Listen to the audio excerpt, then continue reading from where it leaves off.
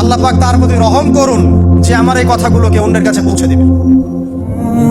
নবীজির ভাষণ। এরপর নবীজি বলছেন, জেনে রাখো নিশ্চয়ই তোমাদের পরস্পরের, মুসলিমদের পরস্পরের সম্পদ, পরস্পরের রক্ত, পরস্পরের এই যে জান মাল ইজ্জত, এগুলো একে অপরের জন্য হারাম।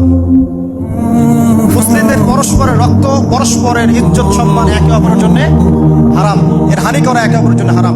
ঠিক যেমন আজকের এই দিন হারাম, এই শহর হারাম, এই মাস হারাম। নবী করিম সাল্লাল্লাহু আলাইহি ওয়াসাল্লাম বলছিলেন, জেনে রাখো তিনটা বিষয়ে যেন তোমাদের অন্তর কখনো খেয়ানত না করে। তিনটা বিষয়ে তোমাদের অন্তর যেন কখনো খেয়ানত না করে। এক, তোমরা যে কাজটাই করবা শুধু আল্লাহ পাকের সন্তুষ্টির জন্য করবে। তোমরা যে কাজই করবে শুধু আল্লাহর সন্তুষ্টির জন্য করবে।